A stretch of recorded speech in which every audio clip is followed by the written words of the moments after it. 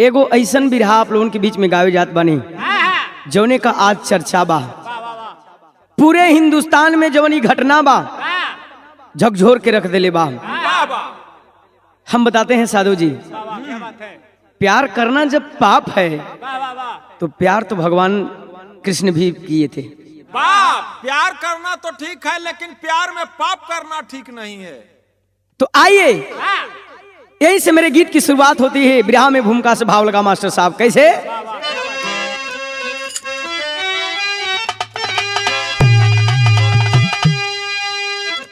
प्यार पावन सुहावन लुभावन सदा,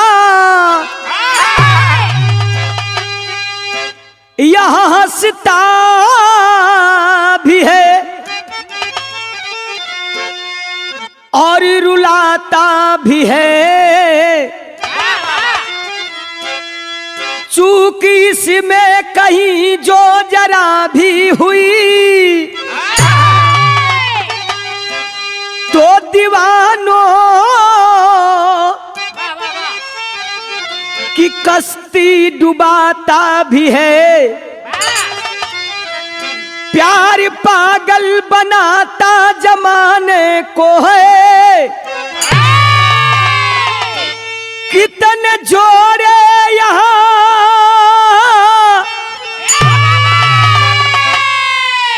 मर रहे प्यार में और रो रही आत्मा इश्क के खून से। कैसी आगी लगी है ये संसार में।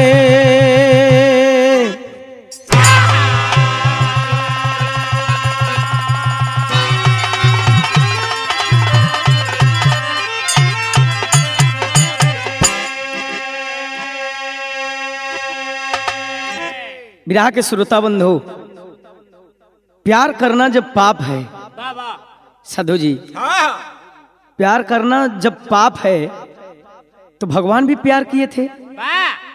ये वही भारत है, ये वही देश है जहां हर दिन करोड़ों करोड़ों आशिक और मासूका को जलाया जाता है। लेकिन बिरहा में एक लाइन गजल का नमूना बा मास्टर साहब कैसे?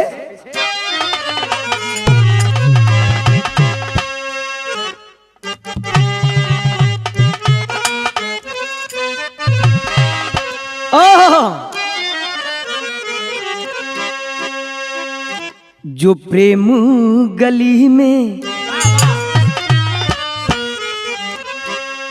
जो प्रेम गली में अरे आए नहीं,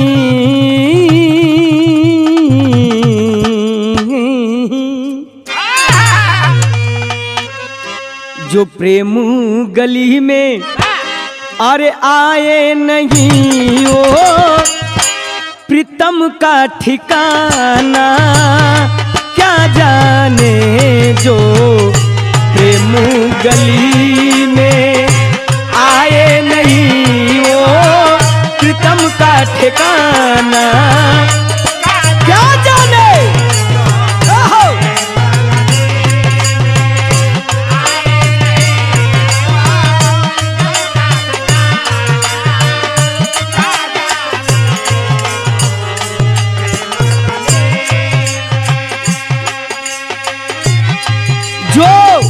प्रेम गली में आए नहीं आज वो प्रीतम का ठिकाना क्या जाने। याद रहे जिसने कभी प्रेम, संतोष भैया, जिसने कभी प्रेम किया ही नहीं,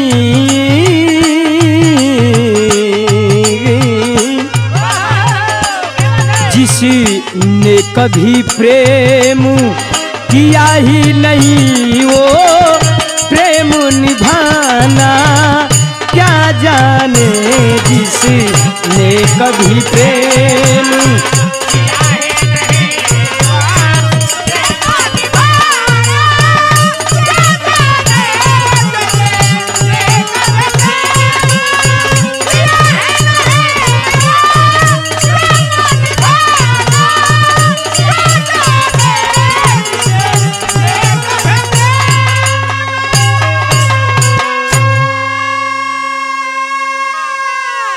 ई तो गजल रहल, लेकिन बिरहा में कवि जी भाव लिखलन कैसे? लग जाला जियरा अरे जेकरा से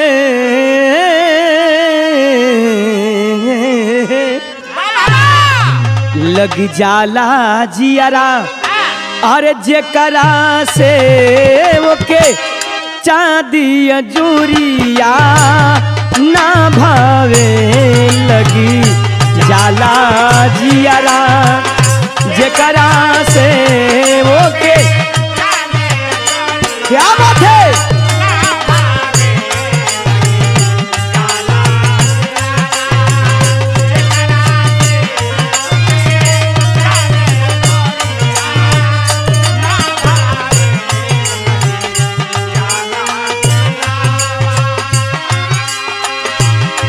लगी जाला जियरा जेकरा से आज वो के चांदी अजूरिया ना भावे। काहे? बस जाला जे दिल के भीतरा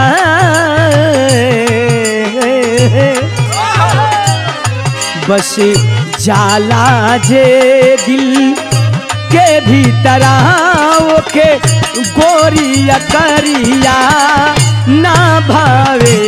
बस जाला जे दिल के भीतरा ओके गोरिया करिया।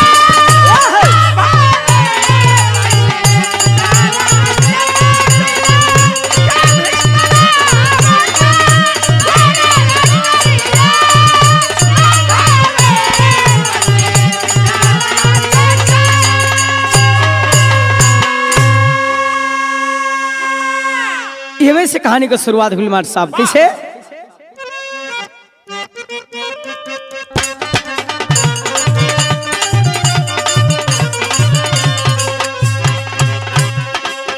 कलम में आह है लिखते करुण कहानी को, कलम में आह है लिखते करुण कहानी को, खून से लथपथ पाके प्यार की निशानी को।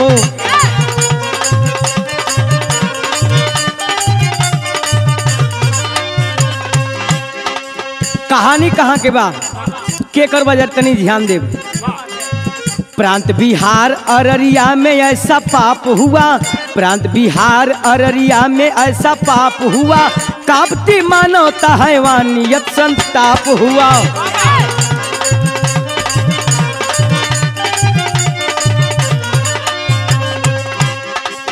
ऐसी नीचता का कहीं भी स्थान नहीं, ऐसी नीचता का कहीं भी स्थान नहीं, नहीं वह मानव जिसमें प्रेम का इंसान नहीं।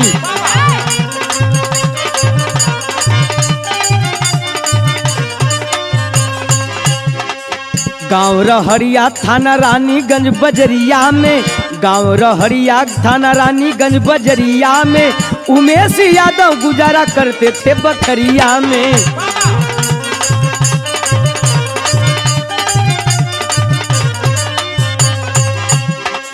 सबसे छोटा बेटा छोटू नौजवान रहा, सबसे छोटा बेटा छोटू नौजवान रहा, आरती के बिन ओ जीते जी बेजान रहा।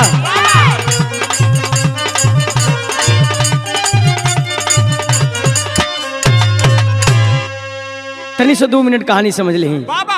बिहार प्रांत के अंतर्गत अररिया जिला में एगो गांव, जौना गांव के नाम बतावल गेल रहरिया। रहरिया का रहे वाला उमेश यादव, उमेश यादव के बड़का बेटा का नाम अशोक, उससे छोट मनु, और सबसे छोट जौने का नाम बा छोटू। छोटू का ननिहाल कहाँ रहल? बढ़वा। रानीगंज में एगो बढ़वा गांव पर हो बाबू। वही बढ़वा आवे जाए में एगो लड़की दिल में बस गई। तो कहल जाला कि लव इज ब्लाइंड, प्यार अंधा होता है। जौने लड़की के पसंद कैले बा ओकर नाम आरती बा, बाबू का नाम धीरेन्द्र यादव। धीरेन्द्र यादव की बिटिया आरती से एक तरफा प्यार हो गई। एगो लड़की के बुला के एक दिन छोटू कलश की सुन रहे बहनी, हाउ लड़की जौन बा आरती, उससे हमके प्यार हो गया बा, एक दिन बात करा देना। लड़किया कलश की पगलाल बड़ा, वो केहू से प्यार वार ना करेले, प्यार के नाम पर जरेले। कल तू हमार बात उससे कर, अगर ओके पसंद होई तो बात करी, ना तो ना करी। अच्छा तो एक दिन वो प्रेशर डालत बा आरती के, ए आरती तोरे प्यार में एगो लड़का पागल भइल बा, छोटू नाम बा। आरती बड़ी गुस्सा में भइल, डांट के कहलस अपने सहेली से कि सुन, हमके प्यार वार में कोनो इंटरेस्ट नहीं खे, हम प्यार ना करीला, लेकिन कहल जाला कि रसरी आवत जात के सिल पर परत निशान। बार बार उकर सहेली जौन बा के प्रेरित करे लगल। आज जब प्रेरित करे लगल, एक दिन कल ठीक बा जे बात कराई दे। जब बात करोले बा, छोटू बड़ा खुश बा। आ खुश बात यहाँ एक लाइन तरज लगल मास्टर साहब, बड़ी रोमांटिक तरज संतोष भैया।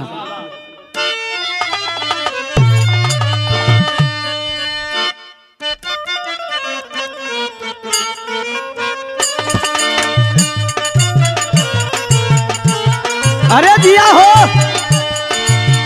उहे तरज बा, कोनो मेहरारू अपना दुल्हा से बड़ी प्यार करत रहल। एक दिन गोदना गोदे वाली आई और गोदना वाली से कहलस, का कहे, ए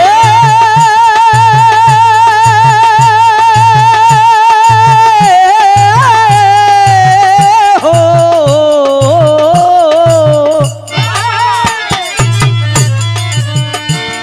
कहे गोदना वाली से, का कहे, अरे चूड़ियों पर नाम हमारा, सड़ियों पर नाम बा, चूड़ियों पर नाम हमारा, सड़ियों पर नाम बा।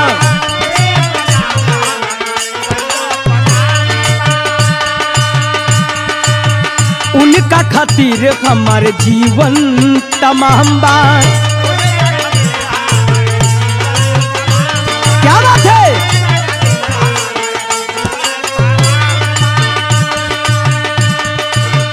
चूड़ियों पर नाम हमारा, सड़ियों पर नाम बा, उनके खातिर हमारे जीवन तमाम बा। सरिधा पूरा दमोर मनामा के, सरिधा पूरा दमोर मनामा के, गोद गोद खाली फाइन गोदनमा के, गोद गोद खाली फाइन गोदनमा के, गोरे हथवा पे नाम सजनवा के, गोरे हथवा पे नाम सजनवा के।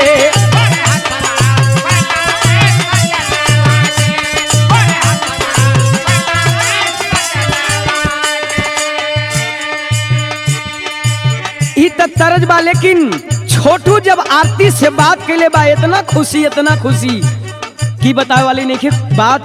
जे प्यार कर लिए वो समझ तू कि कितना खुशी होला। संतोष भैया तू तो जल्दी वाला। छोटू आरती से कहलस, का कहलस, आरती से छोटू कहे एक दिन बतिया, अरे बाजे बा, क्या बात है मिजाज में,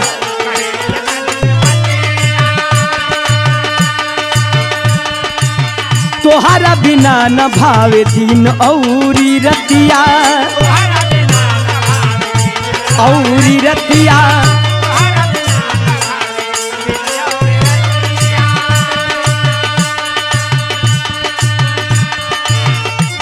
अरे सरिधा पूरा दमोर मनवा के, सरिधा पूरा दमोर मनवा के, बोला बोला खाली, बोला बोला खाली एक बेरी फोनमा पे, बोला बोला खाली एक बेरी फोनमा पे, आई लव यू ए जान तनी मनवा से, आई लव यू ए जान तनी मनवा से,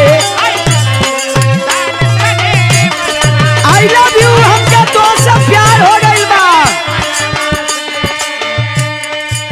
छोटू कलश की आरती तो के जहिया से देखले बारी, हमके प्यार हो गइल बा तो से, मन नहीं खेलागत तोहरा बिन, जहाँ कहीं भी रहिला खाली तोहार चेहरा हमरे नजर पे आवेला। का कहे अरे बाती बाती में बढ़ी गई सुना बतिया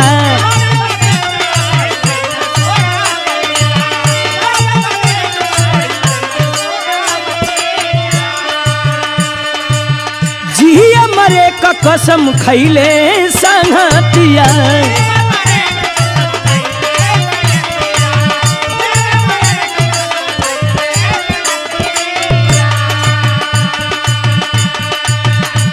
खाली लौके आलू तू ही सपनमा में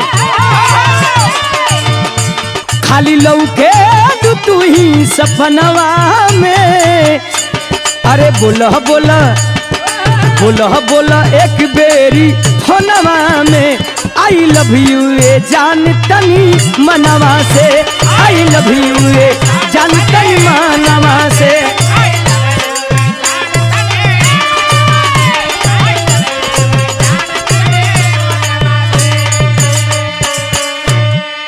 विराज सुने वाले बाबूजी एक दो बार तो आरती झटकार दिलस कि हम तुमसे प्यार ना करीला हम केहू से प्यार ना करब हम प्यार वही से करब जिससे हमारी शादी हुई लेकिन बार बार छोटू बाबूजी प्रेरित करने लगा आज जब प्रेरित करे लगल तो यहरो भी दिल धीरे धीरे पिघले लगल छोटू के प्रति आरती के प्यार होखे लगल आज जब प्यार हो गई अब तो रात रात दिन दिन भर बात होखे लागल धनराज भैया आज जब रात भर दिन भर जब बात होखे लगल 2 साल बीतल बा आज जब 2 साल बीतल तो एक लाइन बिरहा में और तर्ज लगत मास्टर साहब बड़ी पुरान तर्ज बा सुना कोनो देवर अपना भौजाई से कहला ए भौजी इस सीजन बाम हाई ले लो बड़का बाबा हल्ले लो बड़का आए के खा लो हाँ हो तनी बजा दो मास्टर साहब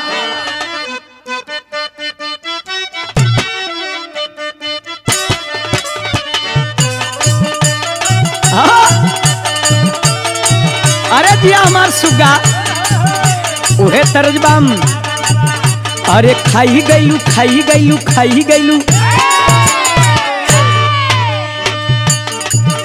अरे खाई गईलू लंगड़ाया मदाम कहिया ले देबू लंगड़ाया मदाम कहिया ले देबू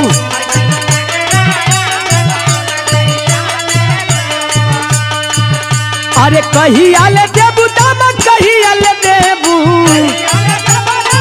हिला के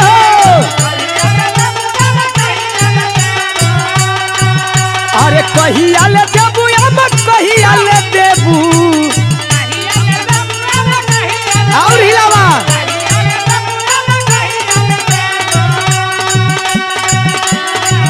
अरे खाई गईलू लंगड़ाया मदाम कहिया ले देबू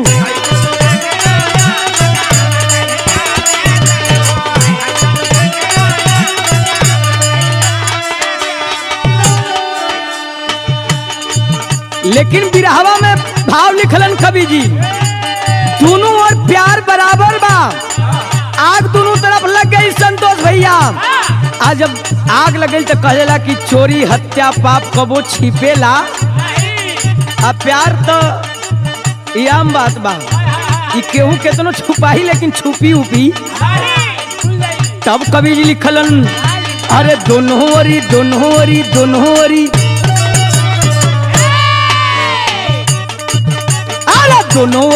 कही बुखार प्यार परवान चढ़े लागल और हिलावा हो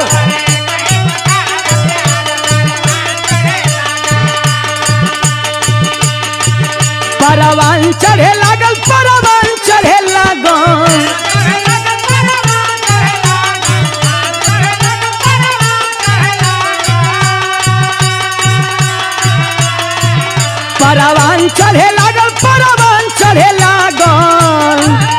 अरे गली अरे गली भइल प्रचार प्यार परवान चढ़े लागल चार प्यार परवान चढ़े लागल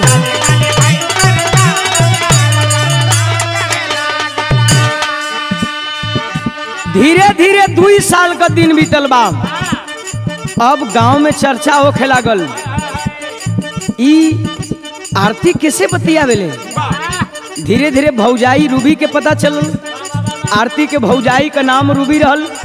ओके जब पता चलल बा, अब धीरे धीरे आग बरसे लगल दिल में। एक दिन माई बाबू बुलौलन, और बुला के कहलन आरती से, का कहलन, अरे आरती के माई बाबू सब समझावे,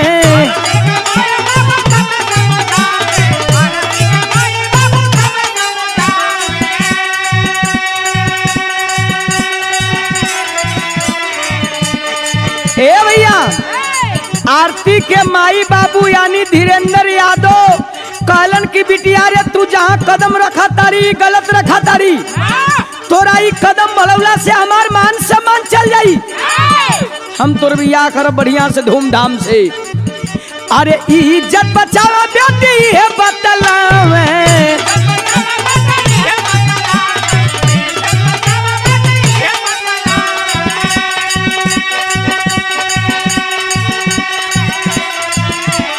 जब माई बाबू का बात सुनलस आरतिया तक कहलस की बाबू हो हम प्यार कर ले बानी, कोनो पाप ना, हम जियब तो छोटू के साथे ना तो मरब तो छोटू के साथे।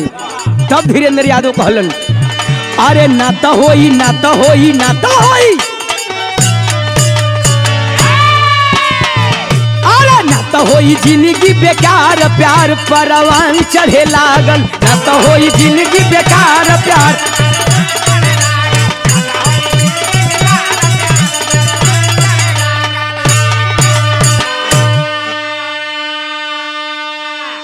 आरती का बात सुन के धीरेन्द्र यादव मारे आग बबूला हो गिलन और कहलन के सोच ना मनबी तेकर अंजाम बहुत बुरा होई।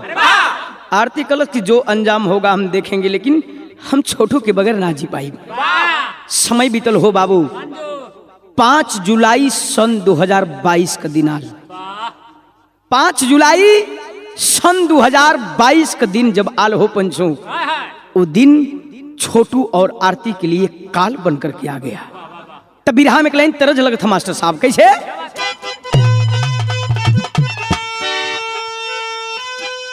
अरे सासु मारे तनाम,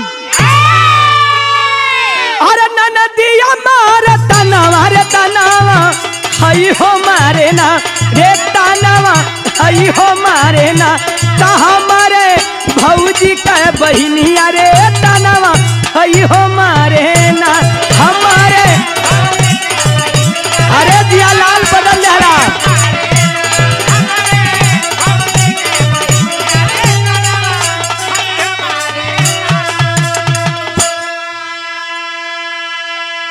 ई तो तरज बा, वीर रस का तरज बा, लेकिन बारे जाए तो को माने के पड़ी भाई।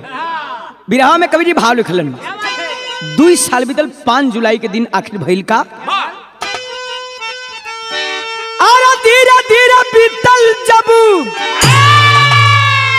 और धीरे धीरे बीतल 2 साल के जब दिन, हमारे इज्जत माटी कैले ना, ताई इज्जत माटी कैले ना, सोचे आरती के बीरन हमारे इज्जत माटी कैले ना, सोचे आरती के बीरन हमारे इज्जत।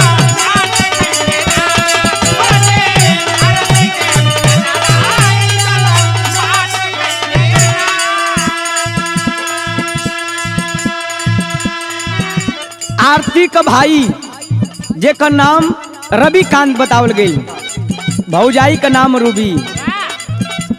एक दिन योजना बनावता, का बनौलत भैया, सोचल धीरेन्द्र बाहरी भाईल जगह साई,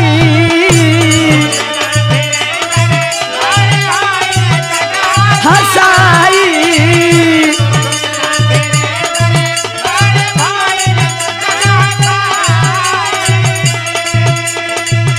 गोदिया का बेटी दिहल से ना किया कटाई,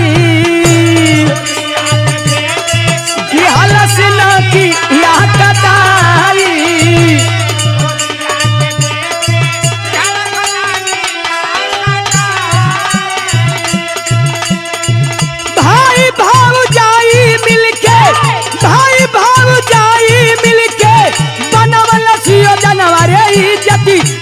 माटी कैलना ताई जति माटी कैलसना ता साथे बहनोई पवनवा रे इज्जति माटी कैलसना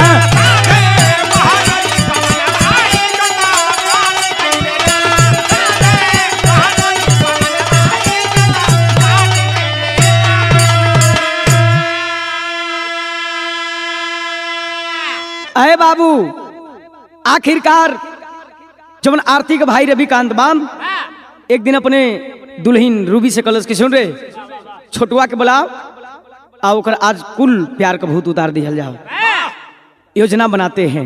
वही दिन उ जवन आरती के बहनोई बा पवन ओहू के भी बुला ले रविकांत यहाँ आरती का भौजाई जवन रूबी बा फोन के छोटू के यहाँ और कलश की का हो छोटू तू आरती से ढेर प्यार कर लेना।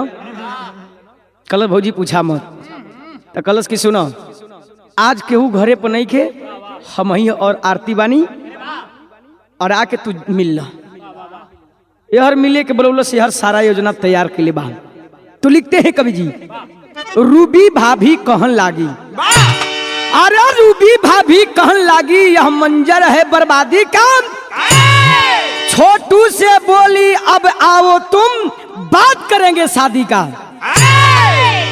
आओ तू आरती से मिल लो अब तुहार शादी का भी बात हम चला दे धीरे धीरे आगे पीछे ना सोच सका अरे आगे पीछे ना सोच सका ना शंका मन में खाया है भाभी की बात मान छोटू आधी रात को आया है आज जब आधी रात का आई तो भाई कान पकड़ लिए भूखे भेड़िया अरे पकड़ लिए भूखे भेड़िया पहले से सब तैयार हुए बंद किए कोठरी के अंदर लगे पीटने खूंखार हुए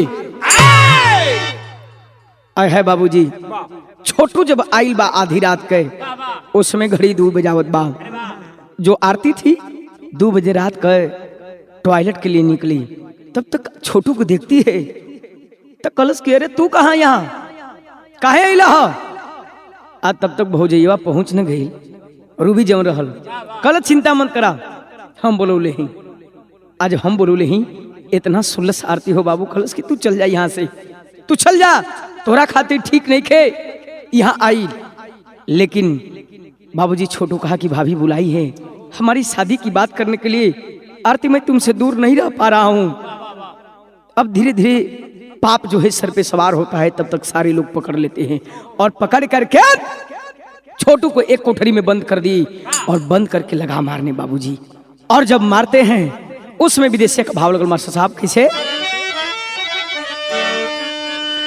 अरे आरती कहेले पीटी अरे पीटिया पन छातिया हर मारा जान छोटू के पर नवाए बाबूजी इन्हीं के सहारे हम हर जिंदगी बिताइले अब अरे छोड़ दे अब गावया भावनवाए बाबूजी आय है बाबूजी आरती जोन बाप दौड़ दौड़ के दरवाजा पीटत बा हे बाबूजी मत मारो ए भैया ए जीजा हे भाभी छोड़ाओ ना हमारा छोटू के हम छोटू के बिना ना जी पाई हम छोटू के बिना मर जाई आय है बाबूजी उस समय एगो बात और कहलस अरे कहीं ना कहीं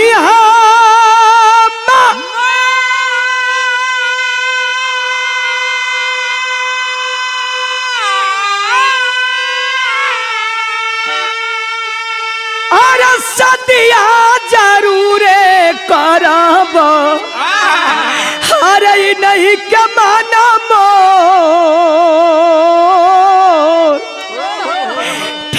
कनवाई बाबूजी अरे सजे से पहले मोर उजाला जी न बगिया हो नाता जिनकी होई मोर बिरा नवाए बाबूजी। आय है बाबूजी, लाख पीटती रही, दरवाजा चिल्लाती रही, लेकिन छोटू को मारना बंद नहीं की। ओकर जवन जीजवा बा, आरती का जीजवा, वो तो खड़े लाठी मारे, आह चिल्लाए, राड से मारता था बाबूजी। तब तक आरती वहां से जाती है और छोटू के मामा के घर जगावत बा, मामा हे मामा, छोटू को जान बचा लो, हमरे घरे के लोग मारत बाप, हमरे घरे के लोग मारत बाहो मामा। छोटू के मामा कलन की बेटिया, चला हम जल्दी आवत है, लेट कर दी। आ तब तक हवर रूबी देखलस की आरती कहीं से आवत बा। आ तब तक रूबी जो है बाबूजी पकड़ के आरती को और एक कोठरी में बंद कर देती है। तब यहां बिरहा में टेरी से भाव लिखे पड़े मास्टर साहब, कैसे?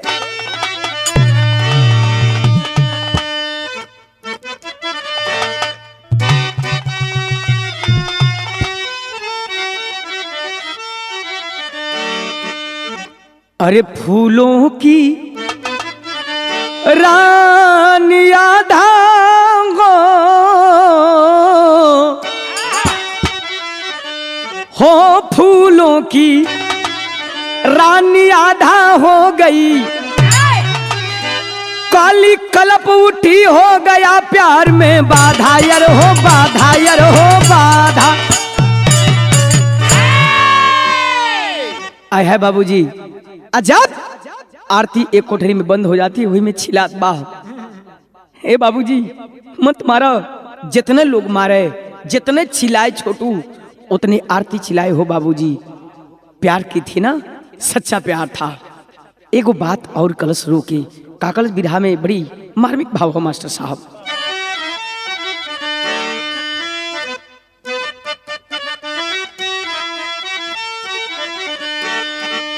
आरतिया कहलस की हमरे जनमा के,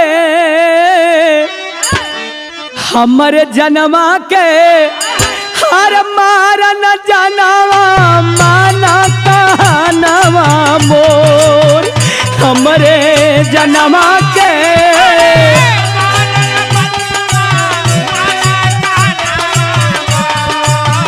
हमरे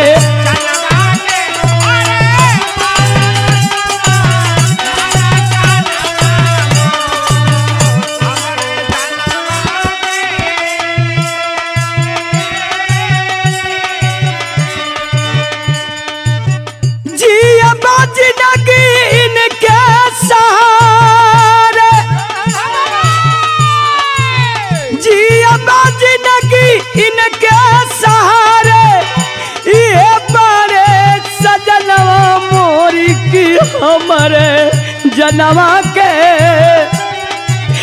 कि हमारे जनवा के हर मारा ना जनवा, मान कहनवा मोरी, हमारे जनवा के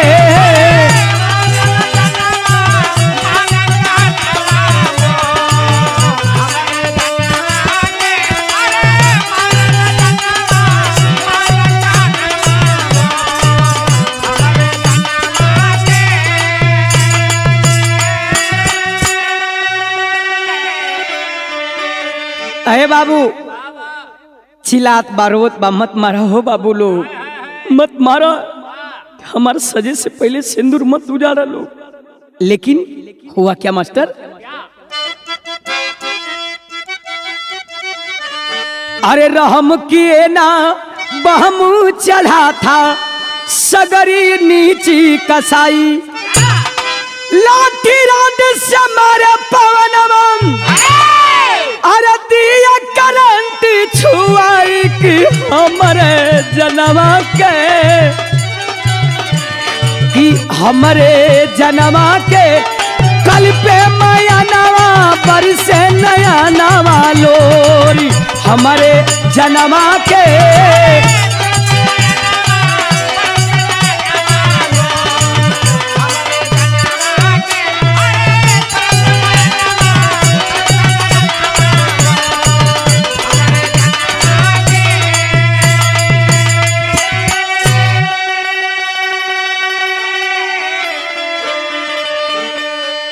बाबू आखिरकार छोटू को मारता चला गया। उजौन पवनवा बा कबो लाठी कबो राड से मारे, चिल्लात बाई हर आरती ये बाबूजी जुग छोड़ दलो, हमरे यार के मत मारा, हम इनके बगैर ना जी पाई। लेकिन नहीं माना, और जब नहीं माना तो अंत में लाइन का करंट दे देता है बाबूजी।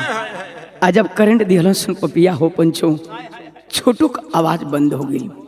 आज जब छोटू का आवाज बंद हो गई, आरती की आवाज जब ना मिलल तो समझ गई कि हमरे होके वाला सुहाग के लोग मार दियलस। अब हमार छोटू ये दुनिया में नहीं खन, कम के करे सहारे जी। अब किसी तरह से मोबाइल पाती है, और मोबाइल जब पौलस तब फोन लगौलस। बिरहा में फपट का भाव लगल मार साहब, अरे करे आरती ए बाबू करे आरती, फोनवा पैरू दानवा पापा आवा हो। अरे करे आरती फोनवा पैरू दानवा पापा आवा हो।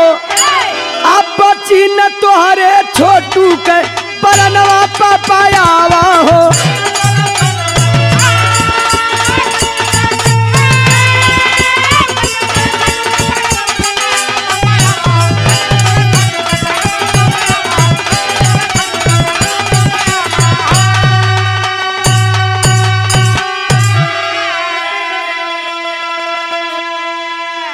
बाबू भाई बने कसाई, संगे बाजी जब पापी हो। तल पे छोटू छोड़ती नहीं खे, अब पाप गईल बा व्यापी हो। अरे पानी के जगह पेशाब पियावे सैतानवा पापा आवा हो। खातरा में बहा मारो परनवा पापा आवा हो। ए बाबू आरती छोटू के पापा के यहाँ फोन लगोलस, किसी तरह से फोन लगा के पगलस कि पापा जल्दी आवा, अब तुहार छोटू ये दुनिया में ना बच पैहन। हमार भाई हमार बाप हमार जीजा छोटू के बहुत मार मरले बलन पापा, आवाज बंद हो गई बा, हम मजबूर बानी, हमरे जान के भी खतरा बा। आखिरकार बाबूजी जब माई ई बात सुन ली कि हमार छोटू के लोग वहां मार दिले बा, तब तक माई का हालत का बतनी बिरहा में अल्लाह से भाव लगल मास्टर साहब।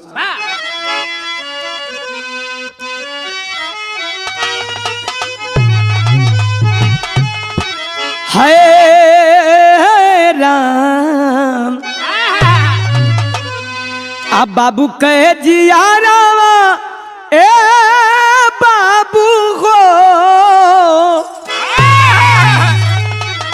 अरे बाबू कहे जियारावा कठोर भाल होला पंचो।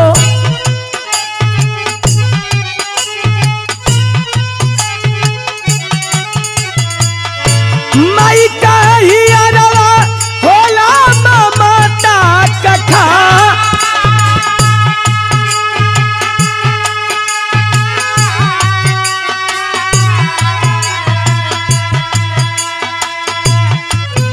अरे सुन कर के बातिया भी हार गई छतिया बाबू।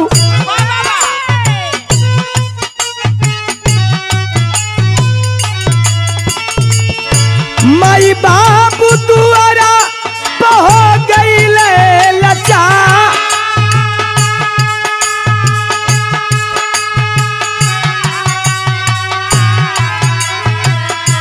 हिम्मत जुटा के सब आइल बबढ़ुआ बाबू।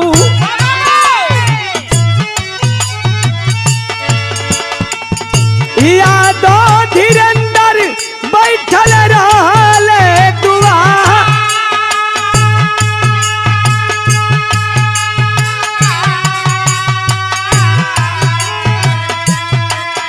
अरे छोटू से बिल बादे बेकुल बाजी अरवा बाबू।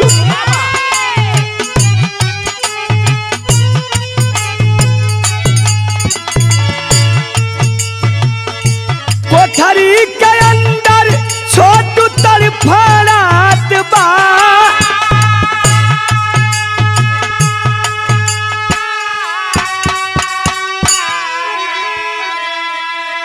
आय हाय बाबूजी, पूरे गांव के लोग जुटल बाड़न और छोटू के पापा जब आल होन उसमें हालत जब देखलन अपने बेटवा कहो बाबूजी तो होत कहा तनी से बिरहा में सदर आला से भाव लगल मास्टर।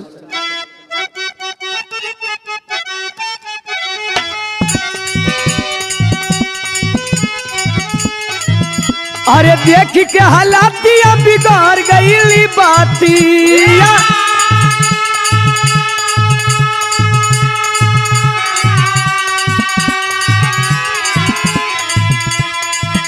अरे पिजला से सुगना त भइल बा फरा,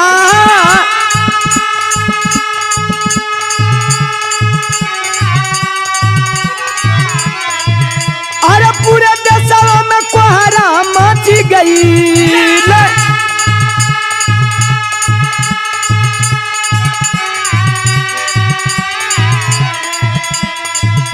अरे पूरा प्रशासन वहां गईल बाटे यार,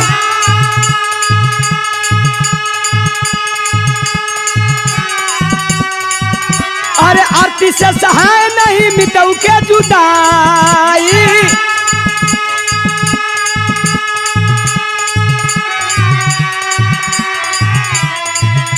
अरे रोवे हाथ छोटू के चेहरा निहार,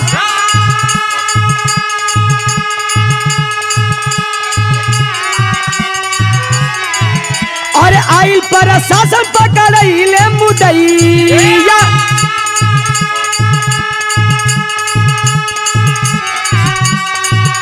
अरे आइल प्रशासन पकड़ले मुदैया,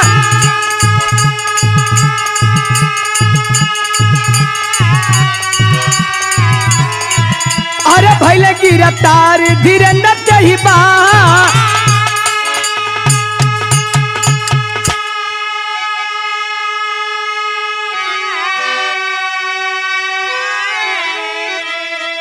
आए हाय बाबूजी, उसी कोठरी में तड़फड़ा करके छोटू अपने दम को तोड़ दिया। बाबू के सामने बेटवा का दम निकल गई, गांव घर के लोग जुटल होन, तब तक थाने के लोग आ गए, पुलिस प्रशासन के लोग आए, और जब आए तो धीरेन्द्र को बाबूजी अरेस्ट कर ली। अरेस्ट करने के बाद उसको तो ले गए, लेकिन लसिया के देख करके गांव का पूरा लोग और आरती छाती पीट पीट के रोत बा। आए है बाबूजी, लाश पोस्टमार्टम हो करके जब वापस आइल बा, लाश देख करके छोटू यादव का बाबू रोत हो बिलखतून, आरती रोत बा। उसमें जब कंधा पर अपने बेटवा का लाश लेलन तो एक लाइन भाव लगत मास्टर साहब, कन्हैया पर लसिया ले ले होन बाबूजी, जब लेके चलन हो भैया, आरती का चेहरा देख के और अपने बेटा के कंधा पर ले ले होन, उसमें का भाव लगल। एगो बाप खातिर इस सबसे बड़ी दर्द का बात बा, जौन बाप के कान्ही पर अपने जवान बेटवा का लाश होके, वो बाप कैसी थी, उसमें का हुई। एक कवि जी लिखले बोल, कहलन अपने बेटा के लाश से का कहलन, अरे कबले ढोवई बावो सुगनवा, अरे कबले ढोवई बावो सुगनवा, कन्हैया पे लसिया बहुत सुगनवा,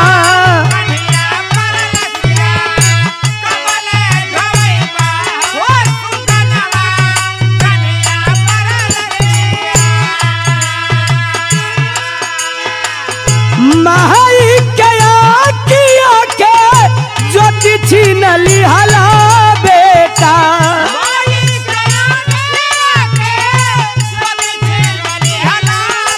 बेटा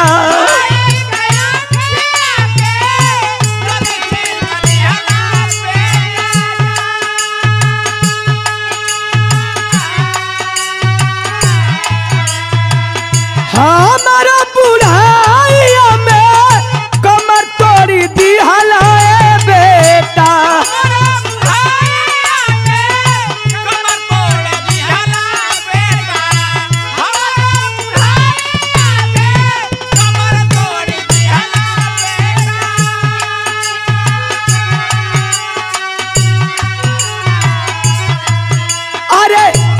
चूक भइल मोर पलनवा। अरे कवन चूक भइल मोर पलनवा सुगनवा बोला।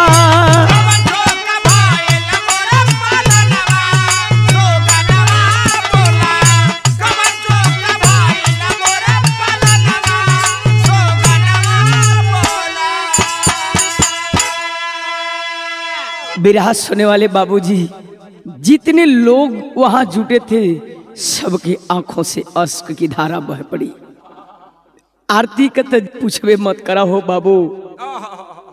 लाश के साथ साथ आरती श्मशान घाट पर गई और श्मशान घाट पर जाने के बाद हुआ क्या मास्टर साहब, जब चिता में आग लगाने लगी, बिन बियाही विधवा बन गई। बिन बियाहे सफेद साड़ी जब बदन पर चढ़ल तो उस समय धीरज के बाद अब टूटत बा, आखिरी मीत से विदाई बा। उस समय खड़ी का भाव लगल मार साहब। हुआ क्या,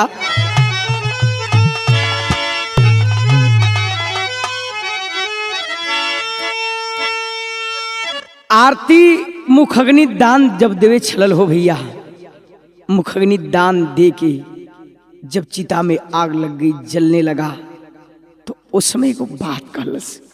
जितना लोग श्मशान घाट पर रहलन सबके कलेजे कांप गए बाबूजी।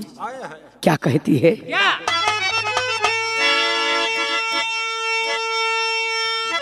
अरे कही के गैला जवन,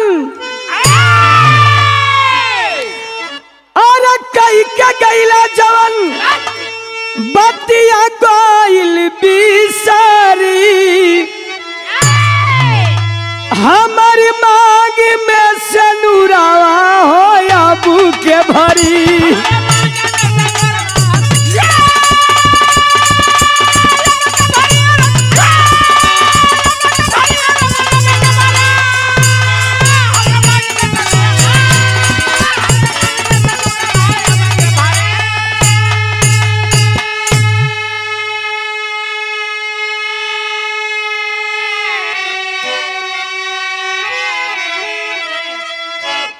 कहलस की जीवन भर निभावे का साथ कसम खैले रला।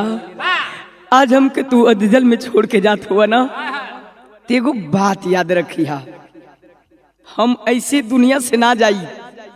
का कहे भैया, हर अखिया से बहेला करे जवा के पी रहो। अब विधावा कहाई की कुंवारता कदीर हो।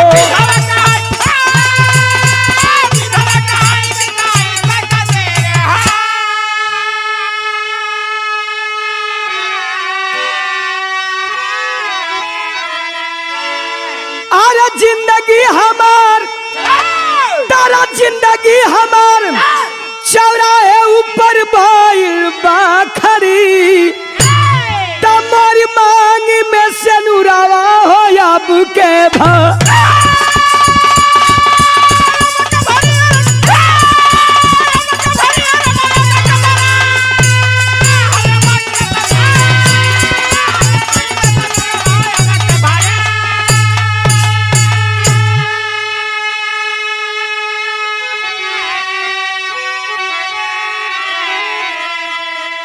देखते देखते छोटू की चिता बाबूजी धाए धाए करके जल करके राख हो गई। उमेश यादव कहलन की बिटिया तू मेरी घर की आबरू है ना, तो एक मेरी बात सुन। पूरे गांव जवार के लोग जुटे हैं, उस भीड़ में उमेश यादव एगो बात कहलन। ओ आरती से मीडिया पर भी ये बात को दिखाया गया था जो अपने जुबान से उमेश यादव बोले थे। का बोले रहन भैया, हरे कहे उमेश यादव अरे यासु भर नया नवा। अरे आरती में देखब अपने छोटू का बदानावा।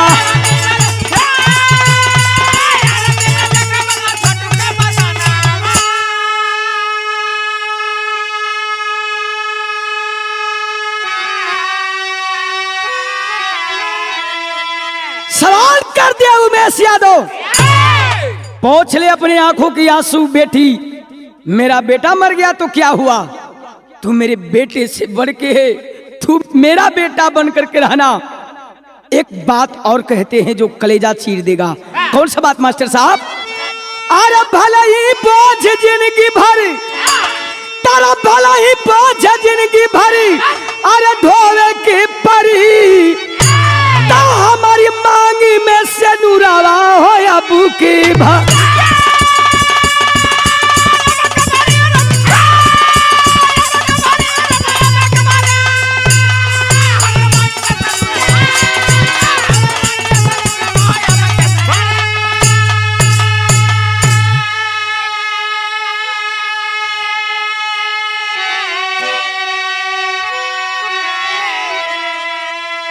पूरे मीडिया वाले, टीवी वाले, अखबार वाले पहुंच गए, पूरे देश में ये चर्चा फैल गई। आज जब फैल गई बाबूजी, जब मीडिया वालों ने सवाल किया कि आपको इंसाफ, कैसा इंसाफ चाहिए, रोज डेली इंसाफ मांगती थी आरती कि मुझे इंसाफ चाहिए, तो मीडिया वालों ने सवाल किया कि आपको इंसाफ कैसा चाहिए, तो उस समय आरती कलश छाती पे ठोक करके एक बात कहती है, क्या? अरे कोहेले आरती, अरे कोहेले आरती, फांसी भैया के होई, अरे तब रूपी बाबूजी जाल खानवा में रोई।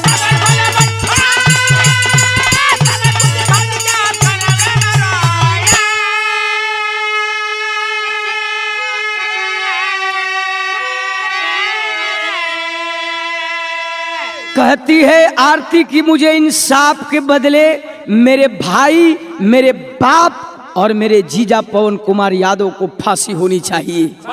जैसे मैं बिन बियाही कलप रही हूं और आजीवन जब तक फांसी नहीं होगी तब तक अपने प्रीतम, अपने प्यार का चेहरा अपने सीने में लेकर के कुंवारे जिंदगी बिताऊंगी।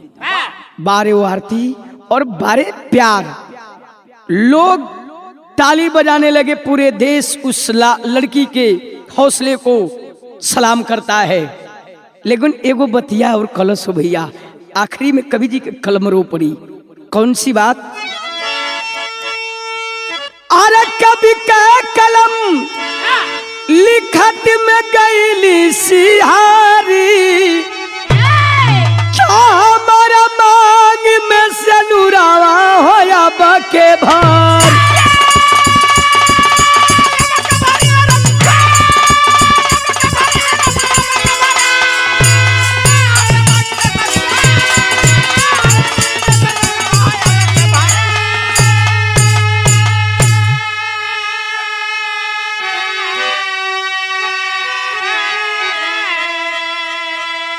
जौने दिन छोटू का श्राद्ध मनावल गई हो भैया, तेरे ही मनावल गई, वो दिन आरती अपने प्रीतम के माला चढ़ा करके फूट फूट करके रोने लगी और मीडिया के सामने आकर के बोलती है, मुझे इंसाफ चाहिए, मुझे इंसाफ चाहिए।